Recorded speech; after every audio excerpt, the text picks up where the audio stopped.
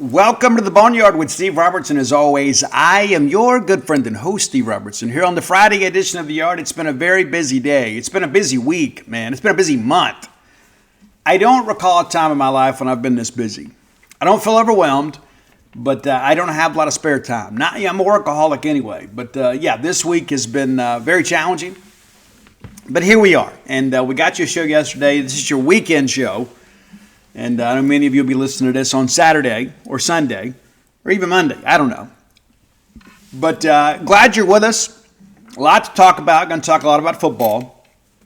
I will tell you that I finished up the last of the baseball signee articles today. And that's a ton of them. Did all those this week. And if you've missed any of them, tomorrow, over at Gene's page, I will do an index, do a story of sorts that list all of them. They're all free. Every one of them is free because I wanted you guys to kind of get to know the incoming class. Sometimes that gets forgotten, right? Because we're so focused on the portal. I am too. I'm so laser focused on the portal. But, reached out to these guys to kind of remind you guys, number one, that, we got some other players coming in through a different medium. But also, too, just to kind of, connect with these guys. I mean, some of these guys we haven't spoken to in 2 years. And every one of your high school signees, including Dante Nori, is expected to enroll for summer school classes on July 5th. Now, historically, everybody that's moved, we've only been doing this a couple years, so it's not a huge sample of work here. But historically, last couple years, everybody that has moved to campus have stayed on campus. There have been some guys like Jet Williams that didn't move to campus and waited out the draft, and he was projected to be a first rounder. So that's kind of how that worked out. But it's always a good sign to get them here, especially guys like Dante Nori. Of course, they got our fingers crossed that he makes it in July 5th, but that's what he told me. But the reality of it is like, especially if he's moving from Michigan, guys. I mean, it's not like he's moving from Brandon.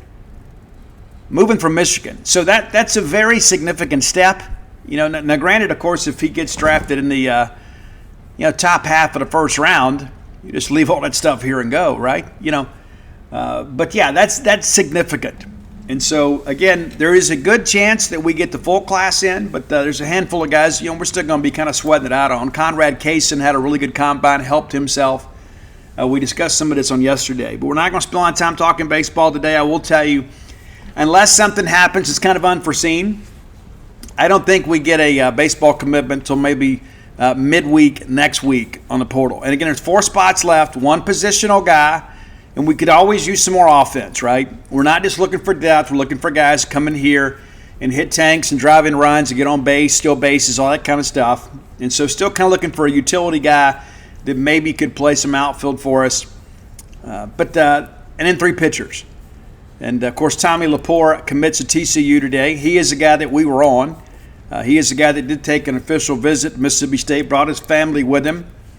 And we felt like, hey, this is a possibility. Didn't work out for us.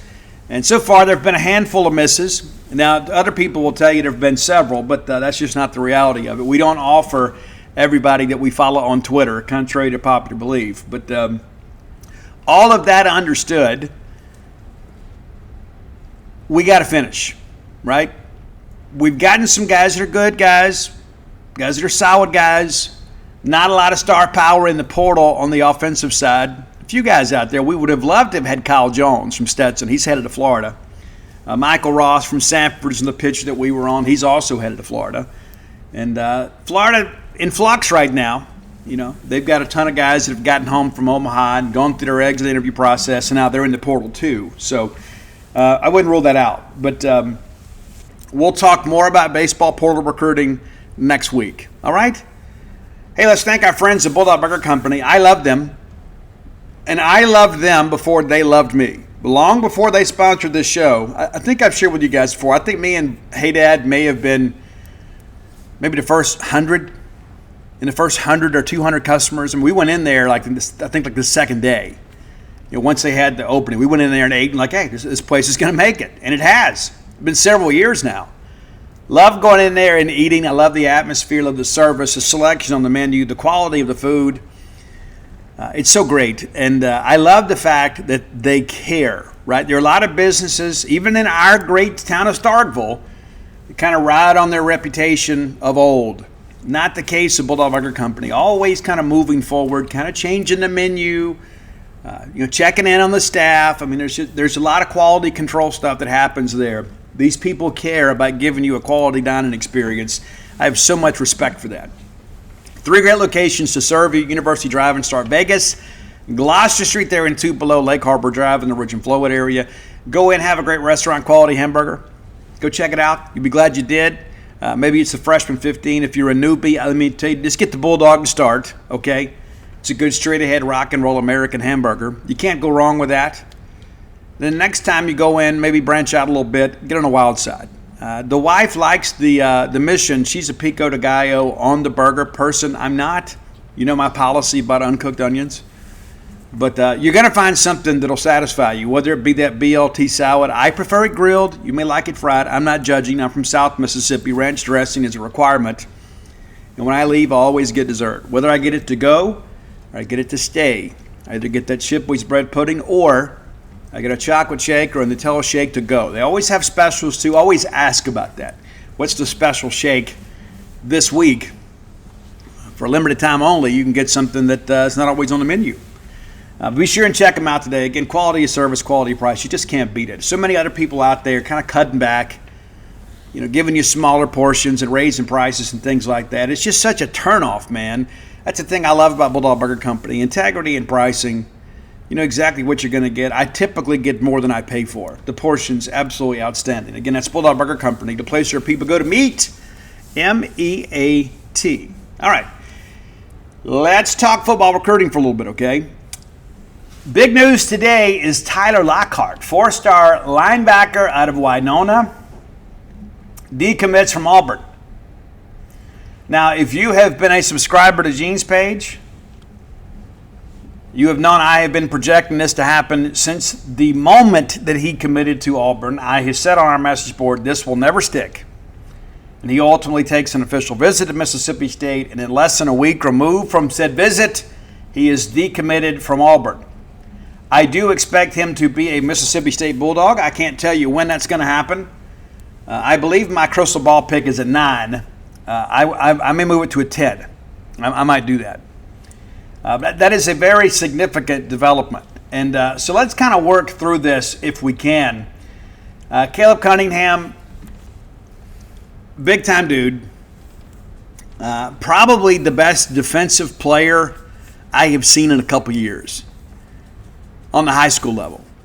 There is a keen ability with him to flow with the play and identify the ball carrier.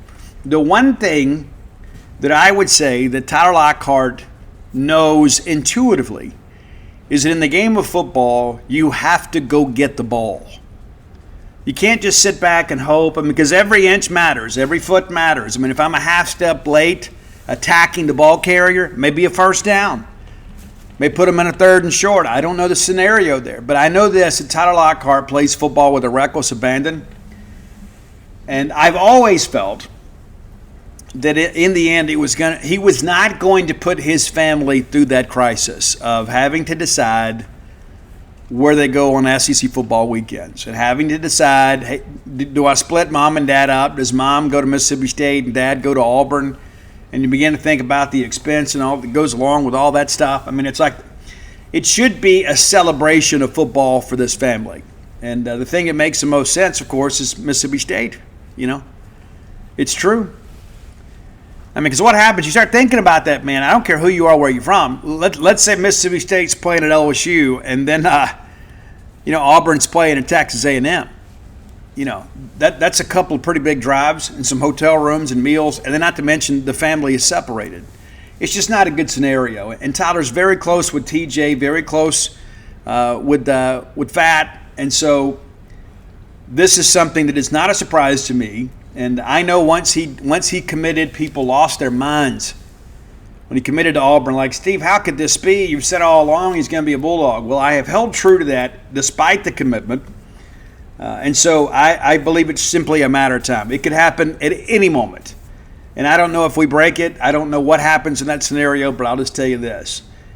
You can expect him to be a Bulldog, and I think that's going to happen sooner rather than later. I don't think he wants to go into the season with this hanging over his head. I think it's probably a scenario, too, where Auburn and Coach Freeze and Derek Nix and those guys should likely see the writing on the wall. I don't think Derek Nix is going to have the same level of success in the state of Mississippi with Auburn that he did with Ole Miss. And listen, here's the thing, too. Guys, you can say what you want to about Ole Miss. I mean, right, we don't like them, right? But you have to respect the infrastructure they have had over the years when it comes to in-state recruiting. And Derek Nix no longer has that infrastructure at his disposal. It's going to be a much different dynamic. That's not to say that Auburn's never going to get a kid from Mississippi. They will. I mean, right? Auburn's a good school, right? Hugh Freeze has won a lot of ball games. And Derek Nix knows the way around the state of Mississippi. But there are a lot of people that used to be working with Derek Nix that are now working against Derek Nix. That's important to understand, too. But, yeah, big news out of Winona is Tyler Lockhart has now decommitted from Auburn. And really not much of a surprise to anybody that's really paid attention to our reporting. And, again, it just makes sense, right? It just simply makes sense. It's so difficult to overcome that. Like, we talked about this with some other guys recently. We talk about NIL, right? There's so much of that out there these days, it's impossible to ignore. But how much is your family worth as far as them being in the stands and being able to enjoy the experience, right? I mean, do you want to spend up all your NIL money paying for hotels and paying for travel and meals and things like that? I mean, you've profited nothing. It's true. And so you begin to kind of work your way through this, and that's important to kind of understand. There is not an infinite number of resources out there when it comes to NIL. There's a lot of donor fatigue. I mean, in the beginning, everybody's like, that's all we got to do. And it's still so incredibly important to continue to donate. And I'm so appreciative of those of you that have a monthly allotment that you set aside for Bulldog Initiative. But the reality of this one is, this was always a commitment that was sketchy, let's just say that. And I don't mean that in a negative way. I mean it was just kind of a flimsy commitment. And honestly, I think maybe if Tyler Lockhart's, brother wasn't at Mississippi State and one of his best friends at Mississippi State, it may be a different scenario. But we're not going to get caught up in hypotheticals. We're going to focus on what is. And his brother is at Mississippi State. One of his best friends is at Mississippi State. And that is something that Auburn simply can't overcome. And the fact, too, that, what value do you put on the fact that both of your parents can come see you play? That's worth something, too. That's probably priceless. To have your parents in the stands for nearly every game, both of your parents, not to mention the conflict that would just kind of build in your heart. Is like, man, I hate that my parents both can't be here. It's a very, very, very real situation for a lot of young people out there. It's true. And you look like, hey, well, there's Jade Wiley and Justin Wiley. Well, Justin went to Minnesota. So Justin kind of understands mom and dad can't be there for every game. It's not like Justin's at Ole Miss. That's a different scenario. But this is a reasonable scenario here as it kind of plays out. Let's talk about a few other of these guys. There's a lot of chatter out there about Caleb Cunningham in Alabama. Now, here's what I'll tell you what I know about Caleb Cunningham. My feelings about his recruitment have not changed. Caleb Cunningham is a very impressionable young man. He is working through the process. Mississippi State will bring him in for official visit late in the season. December is dead, because the signing period is so early this year, which I think is ridiculous. But that's a topic for another day. But here's the thing. Caleb Cunningham, Mississippi State was the leader. Then all of a sudden, Florida was the leader, and everybody freaks out. Oh, well, Florida's number one. What are we going to do? I said, you guys just wait. The next thing you know, he goes to Auburn. And you got the Auburn people. Oh, well, Auburn's pulled even with Florida. What are we going to do? And now all of a sudden he goes to Alabama, and people are like, hey, Alabama's got the mo. This is a record we've heard before, folks. And this may be a situation where whoever gets him last gets him. Caleb Cunningham is enjoying the process, and fans don't need to hang on every word. This is a young man that is highly impressionable from small-town Mississippi that is getting out and receiving the benefits of what he has earned on the football field. He is entitled to go through this process and take as many visits as he wants. He is one of the most talented receivers we have ever had in the state of Mississippi. But my feelings about this haven't changed. Mississippi State has got to get on the field and score some points and demonstrate to him that we're going to throw it out there and he can be a difference maker. Because I don't care what you say, the fact that we haven't put a receiver in the league in a long time is something that everybody uses against us, and you can't overcome it. It's true. And so you have guys that have NFL aspirations, those are things they consider. It's like, am I going to go waste my career at Mississippi State? I may love the staff and I love the proximity to home, but I've got designs on getting to the National Football League, so I need to go somewhere that can happen. Here's the thing: Caleb Cunningham could probably go to Alcorn State or Jackson State or Mississippi College or Belhaven and be an NFL guy. He is that good. And that's probably something that will be explained to him as we go through this. But Chad Bumpus is on him, and I remind you guys too, the very first visit, the very first stop that Jeff Lebby made as a head coach at Mississippi State was at Choctaw County High School. The very first stop, and that was part of it. And then at the very end of the contact period, everybody on the Mississippi State staff went to his basketball game. So the first stop we made was to see him. The last stop we made was to see him. We're doing the things that we need to do. You're just going to have to simply let this thing play out. Anson Lewis, four-star receiver, originally from Columbia High School, now transferred to Oak Grove, was originally set to visit Mississippi State last weekend. That got pushed back, and that visit will now take place sometime in the season, for sure. Tyler Miller. The chatter right after the visit was that, State kind of helped themselves, and I still believe that's the case. Ole Miss feels like they're in the game too. I think it's going to be tough to get him away from LSU, and I wrote that in today's Bones too, if you were a Gene's Page subscriber. There are some people around Tyler that kind of see the bright lights, right? It's like, hey, LSU is a team that's played for championships. You look historically, that brand has routinely put linemen and offensive players in the National Football League on a regular basis. And so that's kind of what we're having to overcome. There are a lot of people within the state of Mississippi that believe you have to go out of state in order to reach the National Football League. And you would think, after the success that Charles Cross had at Mississippi State, that would be an easier sell for us. But so far it hasn't been. I do think, again, that we have made up some ground here. The fact that we got him on campus is significant. Since committing to LSU, he's taken official visits to Ole Miss, LSU, and Mississippi State. But State's going to stay on him. It's going to be a long process, and I think it could be a situation where he just sticks with LSU. But I wanted to update that just because of the fact a lot of people have really talked about that here as of late. Of course, four-star offensive lineman Mario Nash joined the class last weekend. Really a surprise to nobody that's kind of kept up. Again, I crystal balled him to Mississippi State back in February, and all of a sudden I had people text me, what did you hear? Just kind of read the tea leaves, guys.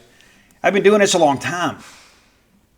And Mario Nash is a guy, too, that it mattered to him that Mississippi State made him a priority early in his recruitment. And then you had a coaching change, and immediately Cody Kennedy goes right into work and said, you know what, hey, Mario, you're my guy. And now he's committed to Mississippi State.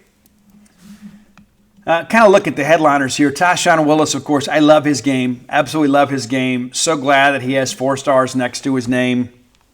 This is a guy that I think is probably maybe unheralded in some circles, but if you watch his film, he's probably going to need a year to kind of get acclimated to the speed of the game. But this is a guy that understands the physicality of football. Played a little bit out of position in high school. He'll be a backer, be in a 2-point stance. Really like him. I've liked him from the beginning. Kevin Otis visited last weekend. He has talked about a summer decision. Now he's talking about doing that in August. I still think he's going to be a Bulldog. Dave Turner's done a great job with him, and he has kind of been a Bulldog lean throughout this process. Wants to be sure about things, so he wants to take another visit or two, but we'll see how things play out with all that stuff. I mean, there's a lot of that goes on, right? There's, we're kind of thinking about Arkansas, and let's just kind of be honest about it. There's some things that we probably know about Arkansas that maybe Kevin Otis doesn't, right? I think we all realize that Sam Pittman's coaching for his job this year. And we all know that. Kevin may not know that or realize that. Maybe he's heard that, but maybe he didn't believe it. I think we all do. I know that I do. I think Arkansas and Florida both could have coaching changes this year. I think that's probably a fair assessment of how things play out. And that's the thing about Arkansas, too. Arkansas, number one, that state does not produce a ton of Power 5 players, so they have to kind of make their hay out of state. But you've got the worm is kind of turned in state on Sam. It's still the Arkansas Razorbacks, and there's still a lot of esprit de corps within that state. It's not like it is at LSU, but there's still a ton of pressure to stay home. And there's also the convenience of staying home. But, you don't see many kids from Mississippi go to Arkansas, even though it's a border state. I mean, goodness, it's 6 hours for us to get all the way out to Fayetteville. I mean, you might as well be going to Oklahoma. It's a long way. But, yeah, still expect Kevin Otis, and that's a 4-star again. Get a little deeper here in this. Tyler Lockhart, we mentioned him. Cortez Thomas, defensive back out of Holmes County Central. Absolutely love his game. And I'll be honest with you, I'll take all the DBs that Holmes County wants to send me. It's true. And I think Kamari Rogers will be a bigger factor this year. He's finally healthy, finally. But Cortez Thomas comes from a program that has historically had some really good skill. And you look at guys like Corey Ellington. Corey Ellington was the guy that came in, and a lot of our people, when he committed, said, I don't know if he'll ever play. And he's one of the first freshmen on the field. When the portal came back out, I think the relationships with Ellington and Kamari are very significant here. Cortez told me last Sunday it's about a week before he decides. Well, it's about a week, so it could come at any point. That's another 4-star guy. He's a 90. Rated by 247 Sports. But I fully expect him to be a Bulldog when all this is said and done. You start thinking, okay, Steve, we're in the 20s right now. You start thinking about all these 4-stars we may get. Where could this class end up? Well, your guess is as good as mine. But I can promise you this, that there's enough star power in the state for us to be a top 25. But in order for us to finish out this class, we're going to have to go out of state. And it's so difficult to get an out-of-state 4-star. Truly is. You got one last weekend. With Frizzell Shepard out of Louisiana. And again, that's a situation that we'll monitor kind of throughout the year because there's no guarantee that LSU won't come back on him late. You know everything you know about Camario, right? Camario Taylor, legit, right? So that's your in-state kind of recruiting update. And I guess I would be remiss if I didn't mention Akeelan Deer has decommitted from Ole Miss. What the heck's happened in Oxford, man? 4 decommitments in less than a week. Now, of course, when those first guys decommitted, they were like, well, we're clearing room for better players. Now, Akeelan Deer, at one point considered the number 1 running back in the country. I guess that's really still the case. Now it appears he's headed to Alabama, And I'm not exactly sure what's happening up there, but something is happening. It's not our problem, but I know a lot of our fans kind of take glee in their misfortune. The thing that I will tell you about recruiting in-state is it all comes back around. It's all very cyclical, right? Ole Miss gets out to a good start. Then all of a sudden, state begins to kind of catch them and pass them in the rankings. And now Ole Miss is kind of going through some trouble. They'll bounce back. I mean, it's true. Of course, we always want to finish ahead of them. But I've shared with you guys many times on the show. Ole Miss fans love football recruiting and football in that order. They do. And part of it is because football recruiting, it's all based on opinion. There's not really a school board. I mean, we say, well, there's a team ranking. So it's a different scenario, right? And so it's always about recruiting. Always, always, always, always about recruiting. And some of our fans recognize that, and they're having some fun at Ole Miss's expense. But clearly there's been something that has happened. There's no way that Ole Miss is walking away from Akeelan Deer. There's just no way. There's no way. Some of those other guys that are out-of-state guys maybe we don't know as well, you can say, well, you never know. Maybe they're just cleaning house. Maybe they've gone through their summer evaluations and had these kids in camp, and maybe they're overrated. But when you have a kid like this, it really kind of turns your head a little bit, raises an eyebrow to see a player the caliber of Akeelan Deer, a guy that we all wanted, right? And now he's back on the market again. And it's tough, man. It's tough out there for the Rebels right now on Twitter. And considering all the times they jump in my mentions with their foolishness. I have no sympathy for that. Now, there are a couple of out-of-state guys, too, that we're on, and I think it's important to let me give you guys an update on some of those guys, too, just so you know. Let me get my trusty tab pulled up here. All right, let's see here. Who haven't we discussed that remains uncommitted that may be of note? Four-star offensive lineman Jermod Odoms was a midweek visitor. Not doing much media these days. Got some people around him kind of handling communications, and he's just not wanting to speak on the record right now. That's important to kind of understand. Kind of working through that. But, he's a guy, too, that may be a factor later. He's already visited. Try to get him back into town for a game.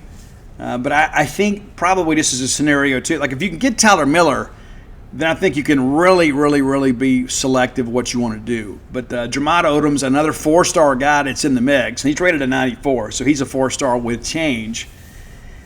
Then there's Ladarian Clarity, defensive back, took an official visit here. His Escambia team won the 7-on-7 tournament when he was here. And he made the big pick at the end to clinch the game. And Clarity, of course, connected with former Bulldog defensive back Martin Emerson. So it helps to have somebody in your corner there. I was told much of this process that Clarity was going to be so tough to get him out of the state of Florida. Florida State, we're going to be all over him. It's going to be so difficult to get him out of there. Now it appears State and Florida State are basically even right here. And that's important to understand. Now, Ladarian's not going to come into Mississippi State just because Martin did. But it certainly helps to have Martin in his ear because, in fact, Martin came to Mississippi State, turned down Miami at the end to stick with Mississippi State, and now he's in the National Football League. And so you've got evidence there that your dreams can come true there. Jalen Morgan was the guy early on. A lot of people projected to go to Tennessee. Georgia has heavily recruited him. He could still be a guy that picks Georgia. But I was told heading into his visit with Mississippi State, some people were trying to tell me, well, he's a private to Georgia. That makes no sense to me. Why would you ever be a private to Georgia? I mean, you just commit, right? I mean, it's like it's Georgia, right? Not a hotter team in the country the last few years than Georgia. Kirby Smart's done an incredible job there. But I'm beginning to hear, too, that this is not going to be a default situation. There was a Final Four of Florida, Tennessee, Georgia, Mississippi State. I'm hearing it's going to be Mississippi State or Georgia. I still think if Georgia really wants him, they'll get him. But if they really wanted him, would they've already made a push? There's talk about him making a decision here in about 10 days. So we'll keep you updated on that. But again, it's another four-star. Clarity's a 91. Morgan is a 90. So State's really on some good dudes here. And in the mix, it's not like we just offered them and we're just kind of hoping they'll pick us. We got a lot of guys out there that are pretty significant dudes. Kyle Johnson, not a four-star, nearly a four-star, rated an 89 out of Bunkie, Louisiana. And that's on Interstate 49 north of Alexandria. Or just south of Alexandria. Yeah, that's north of Ville Platte, south of Alexandria. But they play a good brand of football out there in the Sinlaw. It's true. And Kyle is going to announce his decision on the 4th of July between Mississippi State and Houston. Now, Houston's been on him for a long time, and Houston was the leader. He elected to take the visit to Mississippi State, and now things have gotten a little bit dicey. He visited Houston last weekend. And so we're close. And there was a lot of people coming out of the visit, talking to some of the kids and the other visitors. They all thought that Kyle was going to join them. But Kyle had given his word to Houston that he would take a visit there before he made any decisions. And I absolutely respect that. Those are guys that have character typically turn into good football players, right? Guys that have talent and character and some scruples about them, those guys are coachable. They take coaching. They do a good job for you. That's important to always understand. There's some, again, and these are young men, right? There's a lot of people haven't really developed the ability to kind of reason maturely. But when you got a guy like that says, you know what, yeah, I could commit here today and probably be happy, but I promised those people I would take a visit before I made my decision. And so I feel like State had the juice going into that Houston visit, and we've had a story up today over Gene's page if you're a subscriber. But that's another one to kind of watch. And so that's your recruiting primer right now. And I think that you're going to be happy with this class when it's all said and done. I mean, I know right now people are, it's like a bloodlust, right? It's like, Steve, give me more, give me more. You know, what's next? You know, Need another commitment, baby. We need some 4-stars. And that was the thing, too. You had the first big weekend. You got a bunch of 3-stars, and everybody's like, yeah, it's a bunch of commitments, but they're 3-stars. And the next thing you know, you get a couple 4-stars in, you start feeling a bit better about life. But how many times have we gone through this where we have this big summer push, and then you look and say, you know what, there's not a lot of star power left on the hit list that's undeclared. And now all of a sudden you look at it now, and you've got several 4-star players that could pull this class into the top 20 and potentially stay there. I mean, you probably need Caleb Cunningham to get in there if you really want to make a big push. But if you're Jeff Lebby, I mean, listen, this is really your first full class. And if you're able to get Caleb Cunningham, and you're able to get Tyler Lockhart, all of a sudden you're able to get Kevin Otis, Cortez Thomas. Guys, that's 3 4-stars and a 5. You get Jalen Morgan, another 4-star, right? I mean, so again, you begin to think about this and how this could potentially play out. And even if you go 50-50 on this stuff, right, that's still a handful of 4-stars. And this isn't a situation where it's a bunch of headliners. I mean, this is a bunch of guys, too, that are not just benefiting from the fact that, Steve Robertson works for 247. I'll get out there and advocate for our kids, but these are kids with, substantial Power 5 offers. I mean, I've never sent in anything about Jalen Morgan. I sent in some things about Tyshawn Willis and Tyler Lockhart early in the process. I said, hey, I think these guys are really good. Here's their video. Tell me what you think. And everybody agreed. And so this isn't a situation where it's this house money we're playing with, where we're kind of gaming the system. These are legitimate players. And I think this is a very significant class, and I think Jeff Lebby is kind of showing you guys, hey, I know how to recruit, and I know how to go get guys that fit our system. And how many times in the past have we just kind of reconciled within ourselves that, well, we'll take these guys because we know we're great developers of talent. We don't know that about Jeff yet. We believe that's the case, but we don't know that. And Dan Mullen was the guy that when he took a kid, maybe an 87 or mid-level 3-star, you're like, you know what, hey, I know Dan will turn this guy into a 4-star before he's done. And more times than not, he did. But I think what's happening with Jeff Lebby is we're kind of raising the floor, right?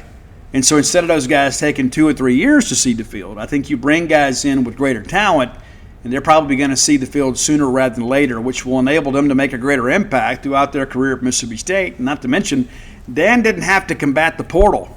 Yeah, because like before, if a guy came in here and didn't play right away, he understood, I got to go pay my dues before I see the field. Nowadays, there's a lot of these kids, if they don't see the field the first couple of years of their career, they're gone, right?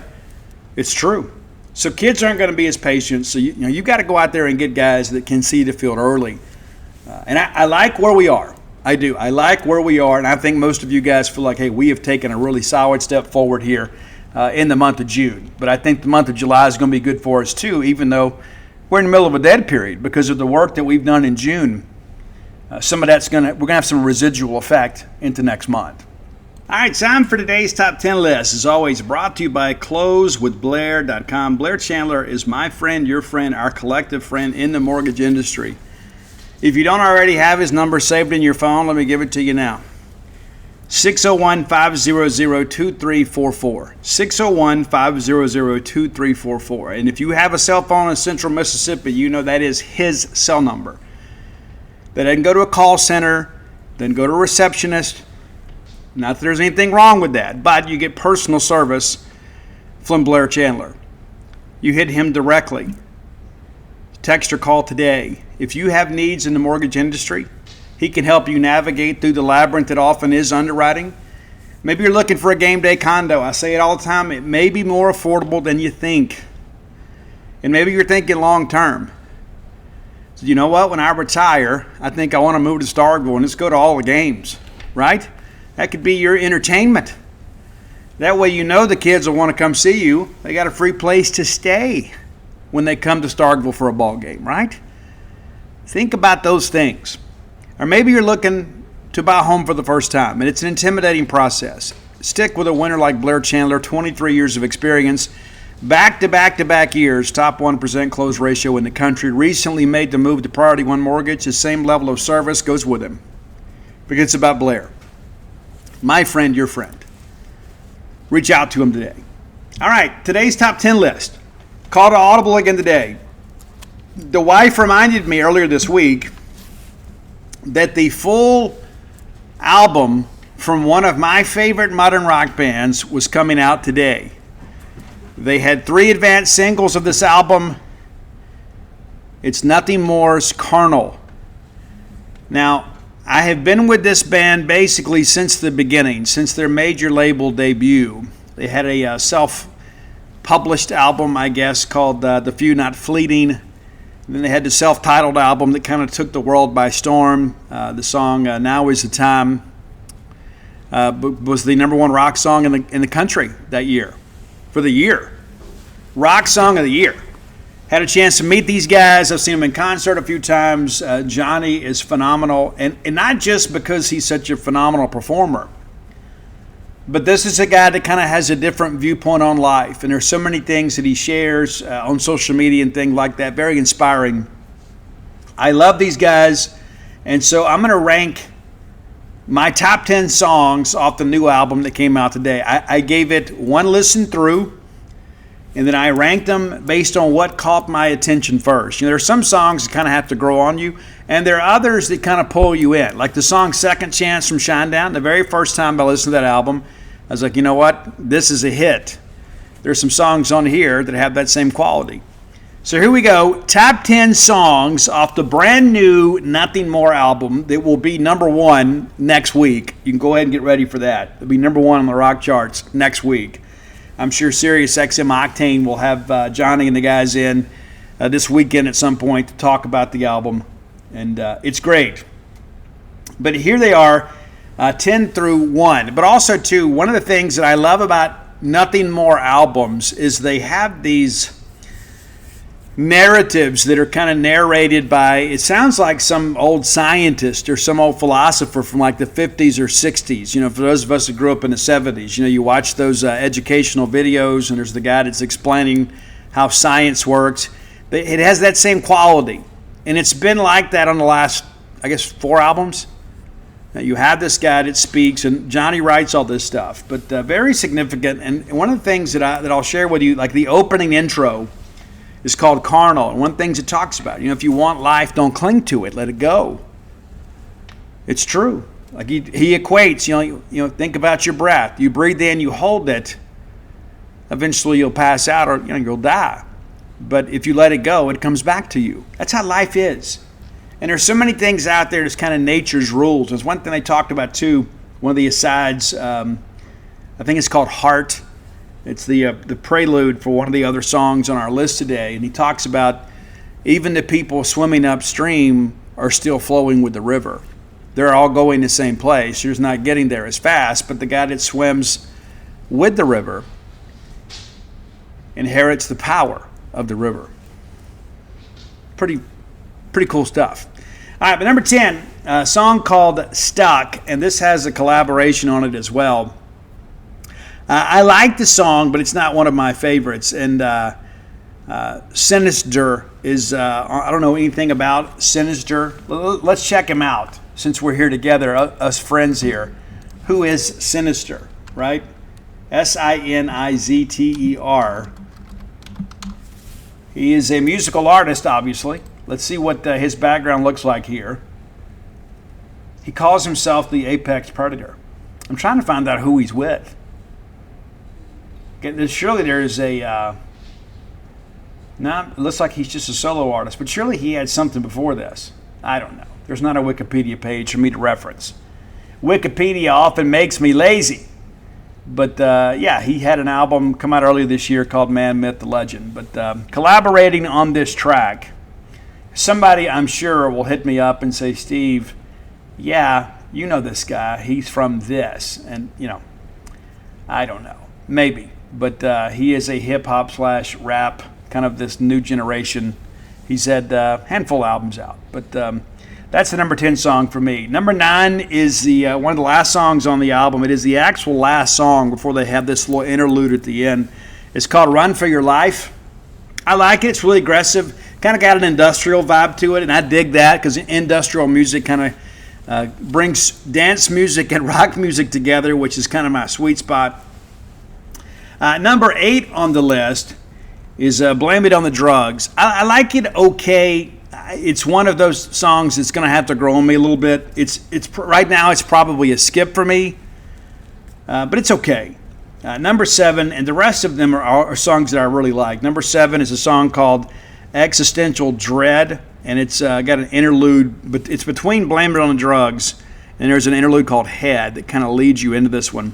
But I dig it. I think it's one of those things, too. It's a little bit about depression, about how we kind of speak things to power. I'm a firm believer in that. What we believe, we manifest in reality, whether it's something good or something bad, right? If we believe we're capable of things, we typically have a tendency to do them.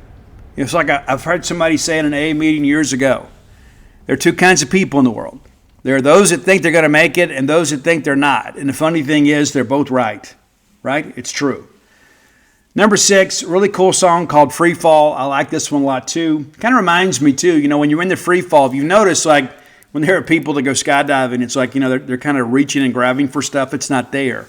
It's like there's this feeling of panic in many respects.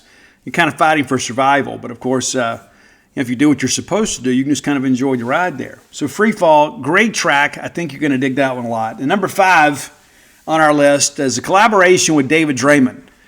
Dave Draymond, of course, the voice of Disturbed, been around a long time, still stupefying us all these years later.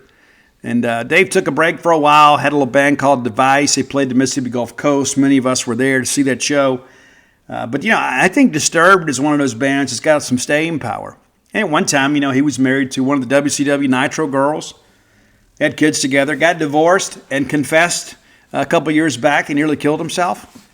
Got very, very, very honest and very vulnerable. And I think that's one of those things, too. There's so many people that we put on a pedestal, and they almost have like a superhero quality to us. And Dave Draymond's a guy that's had these great songs of empowerment, and it's like, how could this guy experience the same feelings that I do? It's what we're all experiencing, the same human condition. Love Dave Draymond. He has the second verse on this album, and this is one of the advanced singles. Really dug that one. I tweeted about it, too. Number 4, kind of the song, too, Down the River. We talked about, Heart. There's the interlude there that has a little narration that talks about that. You swim against the river, you're still going down the river. You're just not going as fast as everybody else. We all end up at the same place. Some of us just get there quicker than others.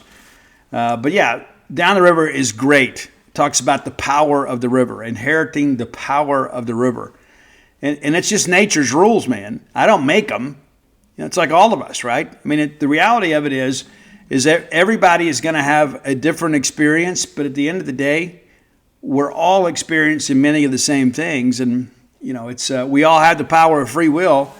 And sometimes we can determine how difficult or how beautiful our lives really are. Number 3, I absolutely love this song. And I think this is going to be a huge hit. I do. This is one of those songs that I think everybody can identify with. And really, that's the case with a lot of songs on this album, especially the top half of this list. It's a great track called Give It Time. And I wouldn't say it's necessarily a ballad, even though the tempo is a little bit slower than others. It's a little more light. But it talks about pain. When you experience pain in life, you just got to give it time. And how many times do we go through something? And guys, I'll be honest with you. I mean, even in long-term sobriety, there have been times in my life I just prayed for God to take my life. Because some things just seem to be so incredibly impossible to overcome. It's true that there is some pain that you experience, and it just simply takes your being away. You just think to yourself, my spirit is so troubled, there's no way I can recover from this. And that's kind of what this song is. Just give it time. And I'm a firm believer in the whole thing, too, is, time really heals nothing. It's what you do in that time. But the thing that I have learned is every time that I have gone through the valley in my life, that if I continue to work hard and keep my head down and just keep moving one step forward at a time, I get back up the mountain. It's true. And I have had some things happen in my life that I thought would never happen, both good and bad. And there have been so many times that I have thought about giving up. There's so many times, I joke about this stuff sometimes too, but there are sometimes things happen in life and in society, and I just think to myself, man, if this is what it holds for me in the future, just let me off the ride. But the thing about it is we all continue to kind of evolve. At least, the healthy ones of us do. I firmly believe that you have to have some core values in life. And I don't remember who the country music star was that wrote the song. If you don't stand for something, you'll fall for anything. There's a lot of people that have never really kind of understood that. That they've never really gotten that euphemism there that makes a lot of sense. You have to have some value in life. You have to find a place where you put your foot in the ground and say, "This no further. This is where I'm going to go."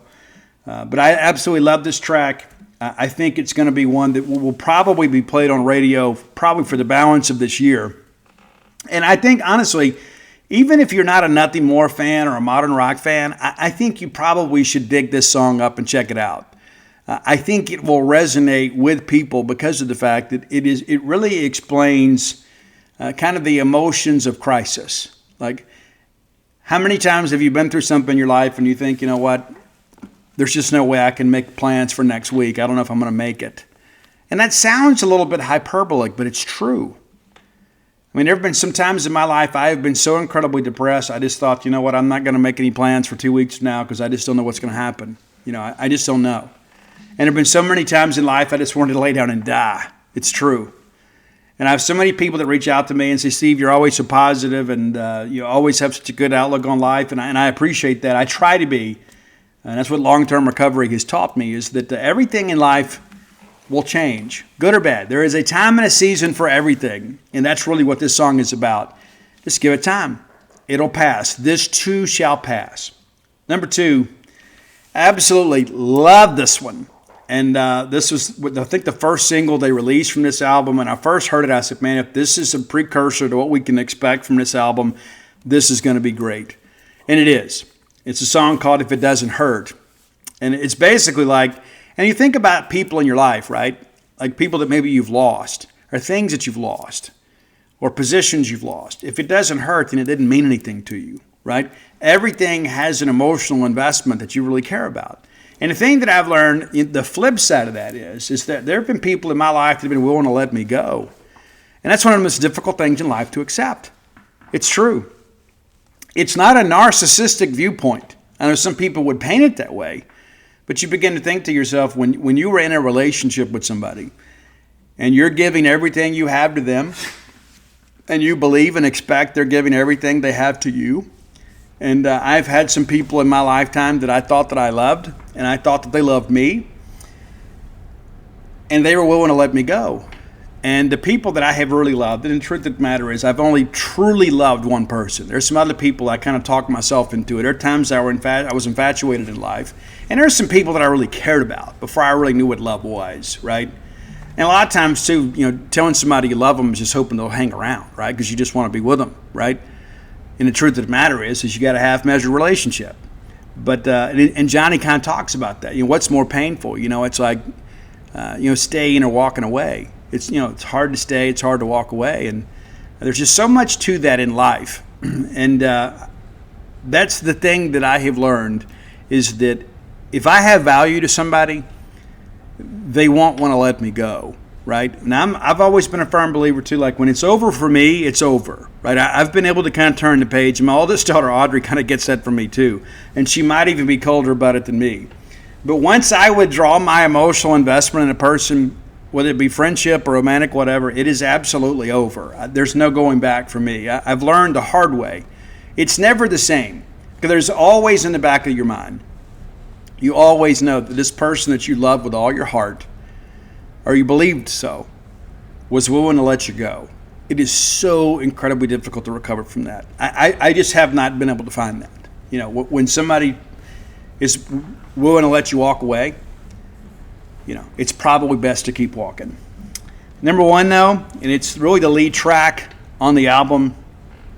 Absolutely love this song. One of the best Nothing More songs of all time. And it's a song called House on Sand. And it goes back to the old parable, right? About the foundation. The man that built his house on sand and the guy that built his house on a rock. We learned that as kids, but it's like I built my house on sand hoping it would stand the storms that come my way. Truth of the matter is, everything in life requires a good foundation. And that's not just physically, but figuratively and metaphorically. Every relationship, every business venture, everything has to have a good foundation. If a relationship is just kind of built on, kind of flimsy material, it's never going to stand. I mean, how many times do you see it? It's like, well, it's just somebody to hang out with and spend time with, and you kind of tell yourself, well, it's better than being alone. You got no chance of making it, man. I mean, you may just kind of coexist, but it's never going to be a real beneficial relationship. I mean, that's just from my experience. Maybe yours is different. I know this. I wanted the genuine article. That's what I wanted. I knew that love was a real thing, and I've had so many people tell me they loved me. And they didn't. And maybe they had the best of intentions, right?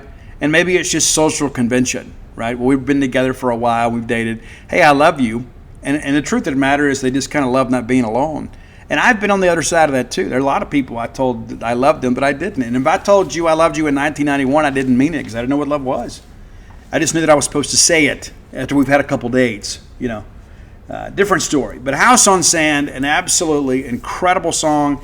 If you like industrial type music, because it's got a beat to it. It's not like thrash, right? It's not yelling and screaming, but there is some emotion in the vocal. I think Johnny is a phenomenal performer.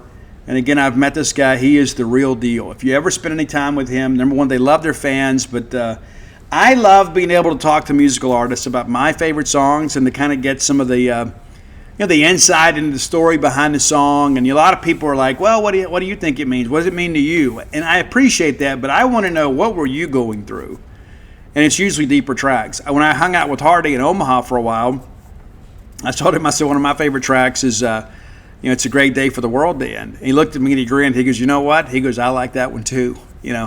I love being able to talk to people and understand how the creative process works. I'm a creative person myself. And when you ask me about certain things that I've written or whatever, I'd usually have a story that I'm eager to share.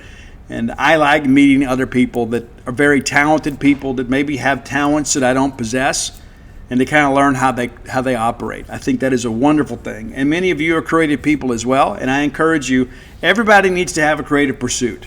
They absolutely do. Need to do something besides just work, pay bills, and raise the kids. And sometimes in life, it's all you have time for. But you need to have some kind of creative pursuit, even if you're just getting out there and manicuring your yard or whatever, or building things with your hands. You got to have something you do that kind of gives you purpose, because it's a pretty boring life. All you're doing is working to pay bills. You got to do some things for yourself to give you a sense of accomplishment. And so, but anyway, I hope you enjoy this new album. And many of you are not Nothing More fans, or maybe this is not your cup of tea. But I think this is an album that is going to have some staying power on the charts. And so I'm going to encourage you to get on the train first.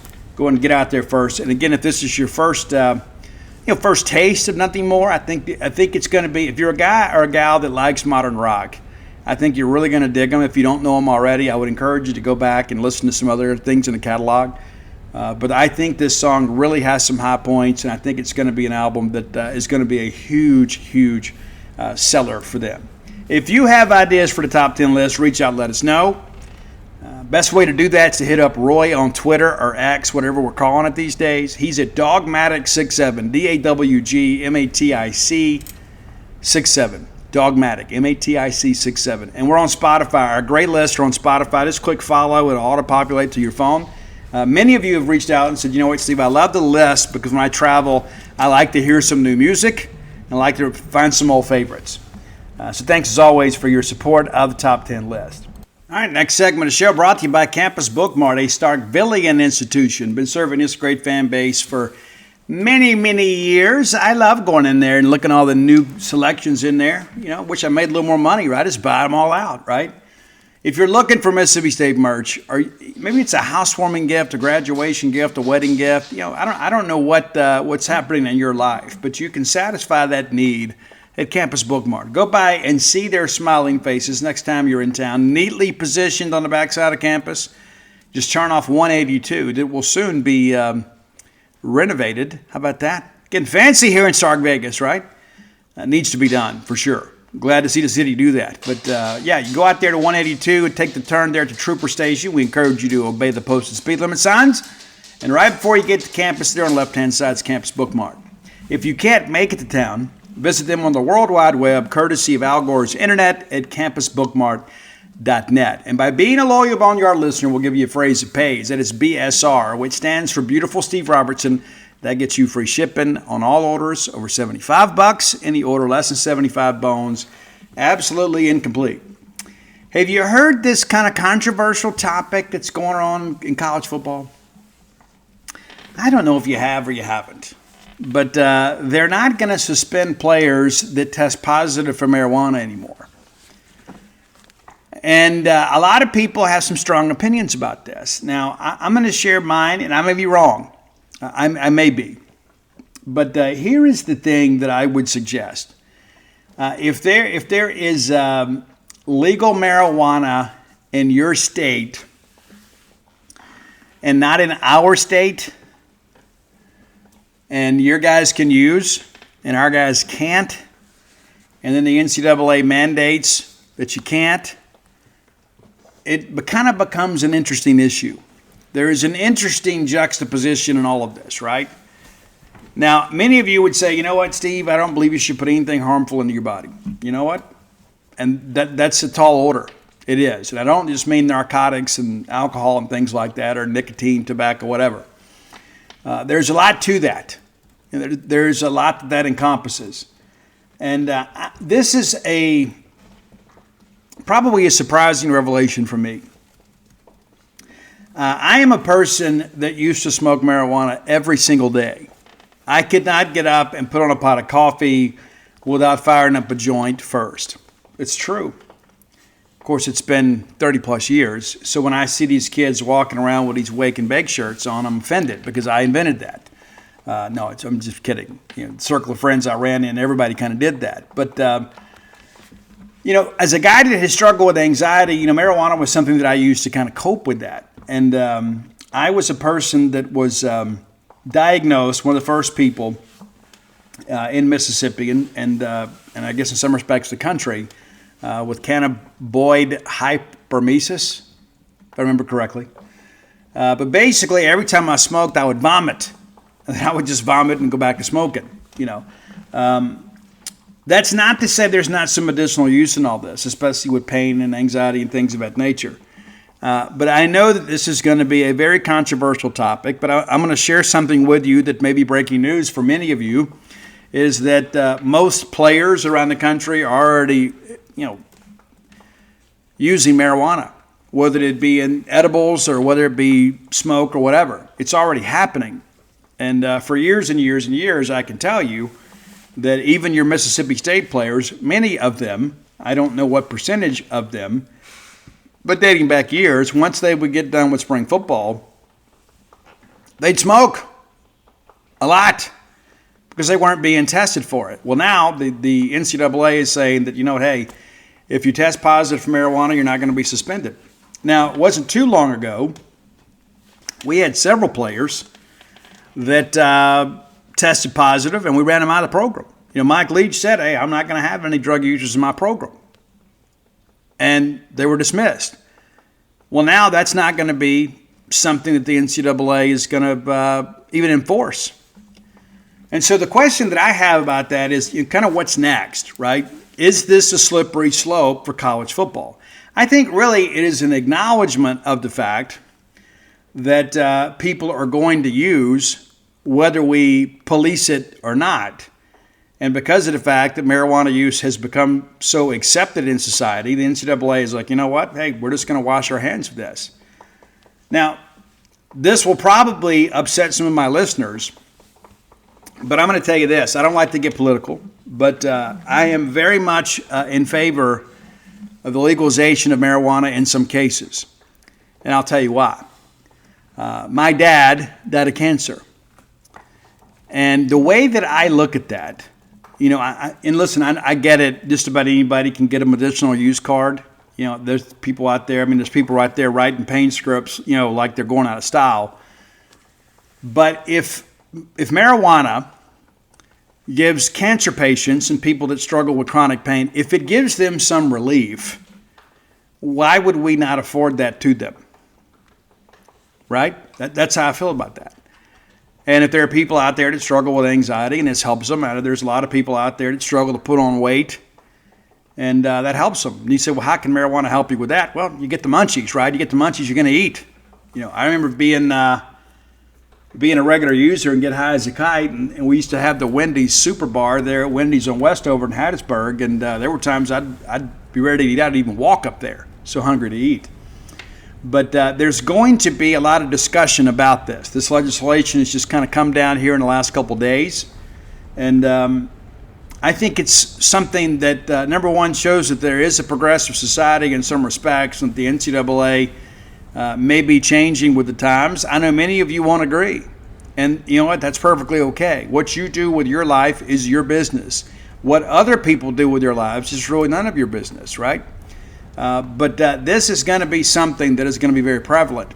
And so the thing that I kind of ask myself is, if the NCAA is going to say, you know what, we're not going to test here, how will university officials change with this legislation? Will it still be something that campus PD looks for? Possession of marijuana is still a crime in most states. Unless you have the card, unless you get the marijuana from a dispensary. For years ago, we used to go down to Bubba's house and just go get a 40. That's how it worked. It's true. And so it's incredible to me. This is a day that I didn't know that we'd ever really see.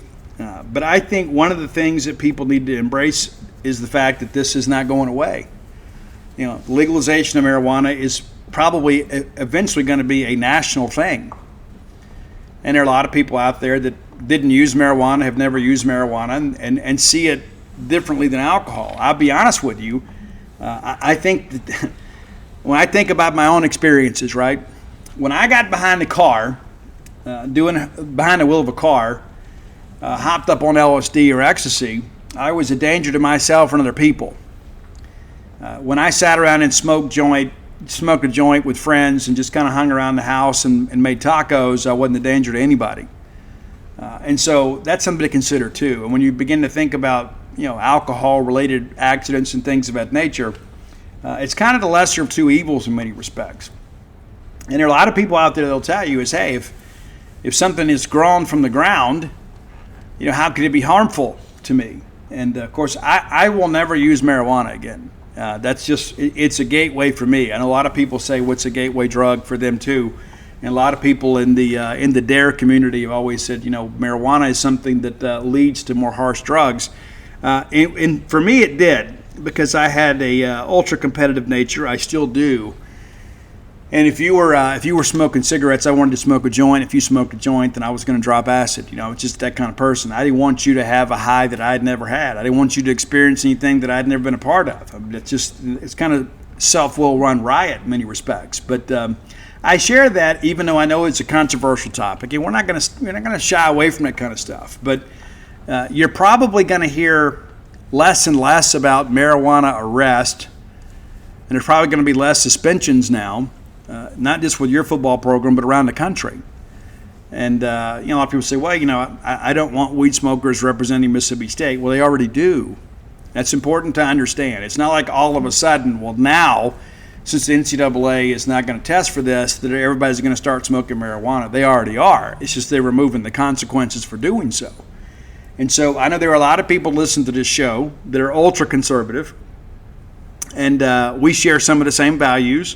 I consider myself really more of a moderate in many respects, but I've always, at least since I've been sober, I've been a live and let live person. I'm just going to worry about keeping my side of the street clean, and I'm going to hope you do the same. And in some cases, I might even go over there and help you, but I'm not going to go over there and clean your side of the street just for the fun of it.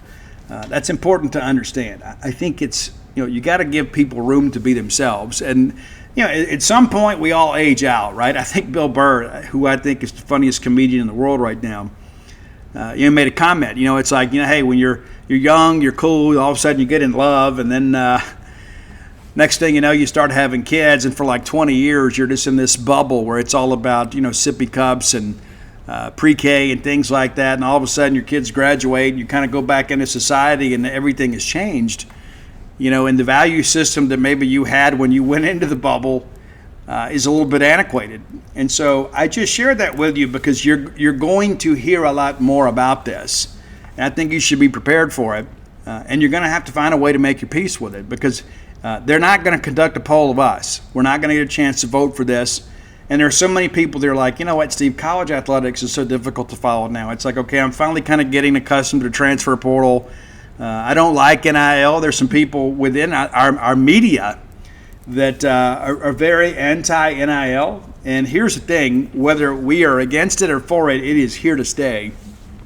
I do think once this new NCAA model is passed and put out there, you're going to see the schools funding it. I know TCU kind of advanced their revenue sharing plan today. Mississippi State officials are kind of working through that now too, to figure out, what's equitable, what makes sense, what's competitive, what do we need to do here, right? And I have been told it's going to be about $20 million a year for Mississippi State. For us to be a part of this rev share, this new NIL model and whatever like that. I mean, $20 million. We're not raising that now, but if the school can begin to fund that and you have a steward of that, and I think Charlie Winfield makes a ton of sense. Charlie is an incredible guy. I have a tremendous amount of respect for Charlie Winfield, and the fact that he looked at this whole thing too and said, hey, I want to help Mississippi State. There were a lot of people that got out first, and I think at one time we had as many as 5 different NIL collectives, and then, of course, the Bulldog Initiative kind of became our official one, and the rest of those kind of went away. And they were well-intended. I'm not in any way being critical of those folks, but Charlie has done a tremendous job, really almost to the detriment of his own practice and his own health. And so it's good that we've kind of treaded water until we get to a point now where we're going to have an influx of cash now coming from the university. But how that's handled is still something that we'll see. But it's not going away. But I agree. I think it was Josh Pate that said, of 247, from Pate at Night, that said some time ago, I think we're going to look back 10 years from now and think it was crazy that our fans were having to bankroll all this. And I think that's probably true. But I think our folks have done a good job just kind of treading water through some very difficult times. But that's another story for another day. But things are evolving and changing. And the college experience that we all had, and maybe some of those things that we thought would never change, are changing. And we have to change with them as a university. And that doesn't mean that we have to approve, right? I mean, there are a lot of people out there that say, you know what, Steve, I don't care if they smoke marijuana. I'm absolutely against it. That is perfectly okay. Perfectly okay for you to hold that value. You don't need my permission to do so. But there are going to be other people out there that don't share your values. And I think that's one of the biggest maturing lessons in life, is to understand that there are some things that are important to us that really aren't important to others, and some people that maybe have some behaviors that aren't consistent with ours. That's how life works. But if the NCAA is not going to enforce this and mandate that, you better believe that, by and large, I would say that probably the majority of student athletes are going to partake in some form of narcotics involving marijuana.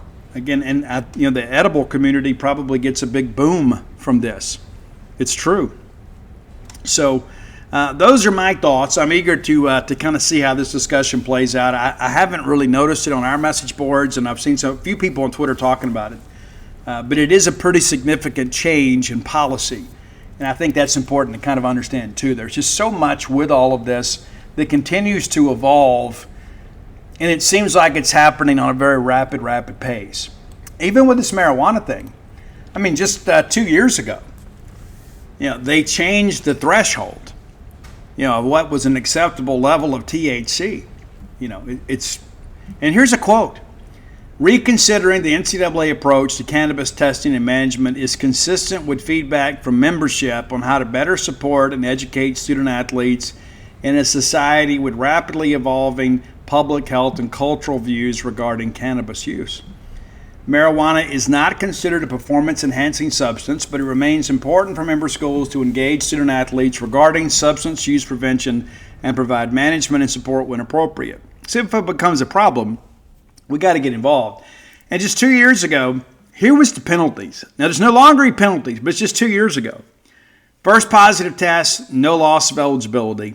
School has to kind of provide some education. Second positive test, no loss of eligibility.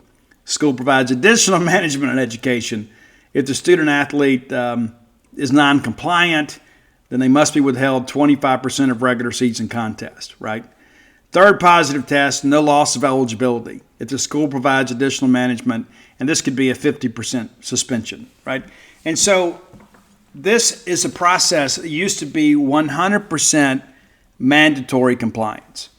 But this is, again, beginning to evolve, and just in 2 short years, we've gone. And again, look, 3 positive tests, and you still didn't have no loss of eligibility, right? As long as you were compliant with the program that you were on, you could get 3 positive tests. And that was happening, right? And so I just shared that because of the fact, again, the world is evolving, and college sports is evolving too. And there are a lot of people out there that say, you know what, I would rather them smoke marijuana and hang out in their apartments and watch Netflix and eat pizza than go down to the Cotton District and get lit up and drive drunk and potentially hurt themselves or somebody else. And again, you may feel differently, but this is the world in which we live now. All right, let's thank our friends at the Stark Vegas Clubhouse. Just Google the Stark Vegas Clubhouse. Just Google that. And when you do, it's going to pull up their Facebook page, and you can go look through the amazing pictures of all the amenities that are available to you at the Stark Vegas Clubhouse. If you're bringing a large group to town, there's no better place to stay than the Stark Vegas Clubhouse. Whether it's a ball game weekend or maybe just a midweek getaway, or maybe you've got friends and, hey, we want to get everybody together, have a guys' weekend, a girls' weekend. It is a perfect place for that. 5 bedrooms, 2 bath, that great back porch area, the fire pit area, and again, as I shared, conversations around the fire just feel a little bit different, don't they? This is kind of how life works, right? It's important to understand that. And so maybe you haven't even considered it. You say, you know what, Steve, this is a good idea. You know what, I'll just take a week off, and maybe we do something with the kids on the weekend, and we'll drop him off at mom's, and we'll meet up with all of our college friends at the Stark Vegas Clubhouse, and we can just kind of have like a reunion of sorts. What a great idea, Steve. Yes, it is a great idea, and I think you should pursue that. Now, when you Google the Stark Vegas Clubhouse, some booking options are going to pop up for you. You're going to have the Airbnb, VRBO. If you use the Evolve website, I can help you a little bit. Promo code BSR10, that's BSR10, the number 10, gets you 10% off your stay. Just by listening to this show, you find out about a great place to stay, whether it's a ball game weekend, couples weekend, baby shower weekend, bachelor party weekend. We ask that you be responsible, right? It's a great opportunity for you. And there's still some dates available this summer. So if you just thought about, you know what, hey, this year I just can't afford to take the big vacation, but I want to get everybody together. How fun would that be for you to be the organizer of that trip? And it's like, hey, we're going to rent this place out, and I want you guys to be there. You guys can come. We'll pay for the house, and you guys can maybe buy some groceries or whatever. We can all cook out every night. Just have a good time. You got a wet bar there, so if you want to kind of let your hair down a little bit, you can. It's a great opportunity. It certainly is. Very quiet. It's 5 minutes away from the Mississippi State campus, and it's always fun to come enjoy Starkville, maybe when it's not a ball game weekend, because it gets a little people-y around here. Right? And maybe you can't get into your favorite restaurants without a long wait, or maybe the shopping experience, you'd like it to be a little more leisurely. Well, here's your time, right? Come be a part of it, the Stark Vegas Clubhouse.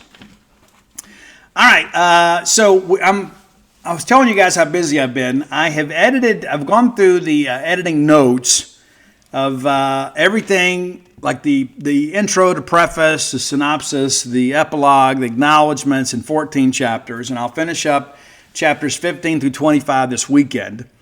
Those will go in, and then we'll get another round, kind of give our final read before it goes to typesetting. Then a typesetting guy will send us, they'll take the Microsoft Word document and then put it in the book form. And then we got to go through, and there's all these little things we have to watch, make sure that margins and space are good. And we give our final read, and I give it a thumbs up. And then the publisher will push it to the printer, and your books will be printed. Now, I've had somebody, this always happens. And a lot of times it's because a husband says, hey, I'd love to get this book, beautiful, lovely wife, love of my life, will you order me this book? And she doesn't realize that you're pre-ordering the book. It's not going to be available till late August, early September, right? But we had somebody email the publisher today.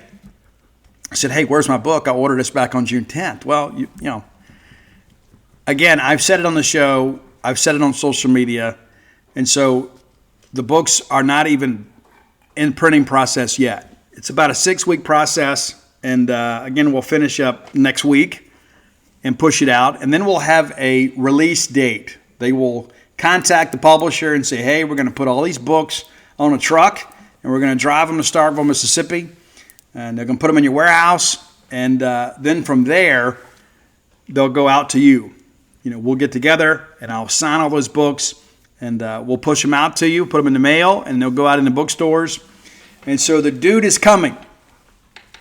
And as I read through that stuff last night, there's so many things that I wrote about early on that I dare say I forgot about them. But it's like once you get them on paper, like your mind just kind of indexes to something else, right? And I go back and I read those things. I was like, what, that was a really good story. And as my agent and publisher told me today, there is a very unique story in every chapter. And chances are it's a story you don't know. Yeah, it's true. It's true. And so I'm very proud of this book. I had a chance to meet with the Mississippi State Administrator today, kind of in passing, and shared some stories with them. And they were just like, wow, this is incredible. And I was like, well, I think this is the greatest gift I could ever give the Mississippi State family. That's how I feel. I think being able to tell these stories and kind of correct the record on some things, I think is very, very important. And so I'm not patting myself on the back here, but I have used my platform to try to advance the knowledge of the university that we all love so much, to get that information out to you in a book that you hopefully will cherish for many years to come. Now, finish up here. I told you we'd be all football today. We're not going to. I actually went to men's basketball media op today. Justin Frommer, our normal basketball guy, is down in Hammond, Louisiana at the Manning Passing Academy. And he was fortunate enough to get an interview with Blake Shapen today. And this is the first media opportunity that Blake has had. And we didn't get an exclusive interview. I guess we got some things that were exclusive to us, one-on-one. But other people have had opportunities, some TV folks and things like that have went over there. So you're starting to hear Blake Shapen speak about the Mississippi State experience. We made that article free over Gene's page. I looked it up earlier. We had the first interview when he committed. There have been, I guess, one or two others afterwards, but we had the first one, and this is the first interview since he's enrolled at Mississippi State. We didn't get him at any time this spring, and I want to commend Justin for making the effort to go down there. But so I had to go pinch hit for him at basketball, and it was great. It really was. And I want to thank Matt Dunaway and everybody at Mississippi State men's basketball for the availability today. I had a chance to speak to Josh Hubbard, Sean Jones, Keyshawn Murphy, and Cam Matthews. And those guys, obviously, great representatives of Mississippi State basketball. But, one of the things I thought was rather interesting, Josh Hubbard, there were a lot of people throughout the country that kind of forecast Josh Hubbard to go into the portal. There were a bunch of Kentucky people like, oh, he's a future Kentucky Wildcat. He's going to get out of there. I commend Josh Hubbard for not making Mississippi State fans sweat that out. Right? I mean, what a big moment that was, right?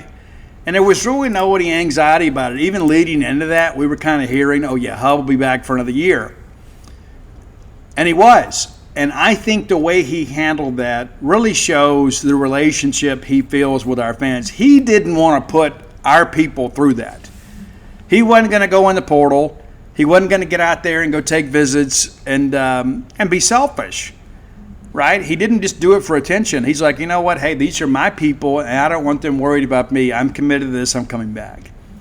Keyshawn Murphy talked a little bit about, he elected to go in the portal and was thinking maybe he needed to look for a better fit. Once he got in the portal, he realized this was home. And so his situation and experience was much different. He goes in the portal, and, he's very close. With some of our players, obviously. And he's like, you know what? I think I've got a good thing going where I am. And he's very, very, very pleased with the newcomers. And, I thought it was interesting, too. Conversation came up about some of the players that we were defending last year. Some guys that we played against are now on the team. And Keyshawn mentioned that. He said, everybody knows each other. And so, like he said, last year we had guys kind of coming from all over, and it took some time for us to kind of figure each other out. But this was a different scenario because these guys have a relationship. And I can tell you there's just a confidence level with these guys. We got to figure some things out. And Keyshawn said that, hey, in practice so far and workouts, we've been able to kind of get out and run a little bit more. We're a little bit smaller than we were. And so as a result, we're kind of doing some things in transition, kind of picking the tempo up a little bit. And that's one thing, too, we talked about, too, with Cam. And I asked him, I said, you're a guy that's kind of been a defensive stopper, and then the offensive game has kind of matured as your career has gone on. How do you get the other guys up to speed on what's expected at Mississippi State? And Cam's like, I don't think it's my job. Jans kind of demands that from people. And I think Cam, in many respects, is being a little bit cagey in that, because let's all be honest about this. Cam is a guy that's going to lead by example. Nobody's going to play tougher defense, and the expectation is going to be that everybody else has to follow suit. So you can look for that content. We've already got a couple things up on that. But, it's one of those things. It reminds me, when I think about trending, right? We talk about trends. We talk about good news, like Victoria Vivian's joining the Mississippi State women's basketball staff. That's a very positive development. The job that Chris Jans has done in the portal to assemble this team, it's a very positive development. And speaking with those guys today, there's an air of confidence about them. Of course, we don't have Tolu, so we kind of got to figure some things out there in the middle. But it's very interesting just to kind of hear them speak. And of course, we're not going to play basketball for 4.5 months. But the reality of this is I think things are trending well. When you think about the motivation that these guys have to get back to the NCAA tournament, and Cam kind of mentioned that every year things have kind of progressively gotten better. It's true. We didn't win a game last year, but we weren't in the play-in game either. And I think Cam's a guy too, and I mentioned this to him that when he first got here, fans weren't coming to games. And he talked about it, in 2020, when half the seats were covered up. Now all of a sudden, it's one of the hottest tickets in town. We have an SEC weekend basketball game. You can't get a ticket because people believe in what we're doing. And you look at what Jeff Lebby's doing on the football side with recruiting. We spent 30-minute segment talking about not only what we have, but what's in front of us. We got a chance to have one of the better classes that we've had probably in the last 20 years. The potential is there for this to be a very historic class in many respects. Now, we don't know the true measure of a recruiting class until they get here and put the pads on and go out there and play. But I think there's a lot of enthusiasm right now regarding Mississippi State football. I think a lot of people, maybe 3 weeks ago, you're like, man, we got to get this recruiting thing going. Now people are like, you know what? Following recruiting is fun again, right? Because not only have we pushed into the top 30 and spent a couple days there in the top 25, we're right there now on the cusp of potentially having a top 20 class. It's a lot of juice, right? Softball, big bounce back year last year, right? Absolutely. One of the most improved teams in the Southeastern Conference, if not the country. Baseball, positive step forward. A lot of people out there still not sold about Lamonas. And listen, I get it. But I think in the end, if you'll be patient here, I think the portal, when it's all said and done, when the class is finalized, I think you're going to feel pretty good about it. And I said this just yesterday. We talked, everybody almost unanimously agreed before the portal began, right? I want whoever Justin Parker wants. Whoever Justin Parker can get is going to be somebody that fits what he wants and a guy that he knows will accept his coaching. And you look at what he did last year, he has earned that credibility.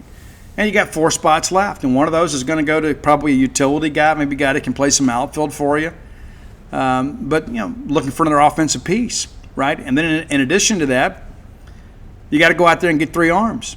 And so I have a tremendous amount of confidence in Justin Parker. But today it just kind of hit me as I'm leaving the hump. There's a lot to feel good about right now, right? I mean, there is. I mean, that's the thing. You look at the last couple of years and what we've endured, not just with the loss of Mike Leach, but of course, the failure of Zach Arnett. And I hate to characterize it that way, but we're going to be honest. I mean, that's the reality of it.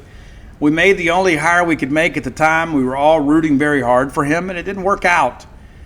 And Zach Selman made the very difficult decision. So you know what? Hey, this can't continue, right? So we're going to go ahead and get out of this right now. And of course, I give Mississippi State some credit for kind of structuring that contract that gave us the ability to kind of get out of it inexpensively, right? I mean, obviously we held the cards in that deal, but it was a job that we hoped that Zach was ready for. And I think, again, we don't need to perform another autopsy, but I think we all agree, scrapping the air raid and changing the offense in year one, considering that we had a very veteran offense coming back that was very well skilled in that offense, was a mistake. And ultimately, I think that's what led to him losing his job.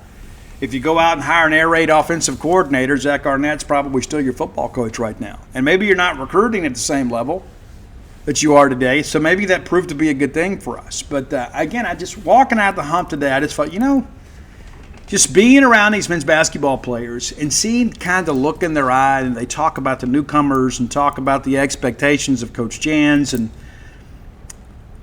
I just had this feeling of renewed optimism about Mississippi State sports. It's true.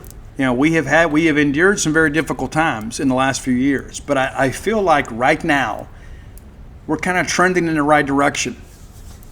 We have a lot to feel good about. And listen, I get it. There's a segment of our fan base, a very small segment, that no matter what we do or what we win, they're always going to find a way to pick it apart. It's like they're always waiting for the other shoe to drop. I'm just not going to live that way, and I hope that you don't either. And I'm going to encourage you, as always, please encourage your daughters to marry positive Mississippi State people. We want to breed that negativity out of the fan base, right?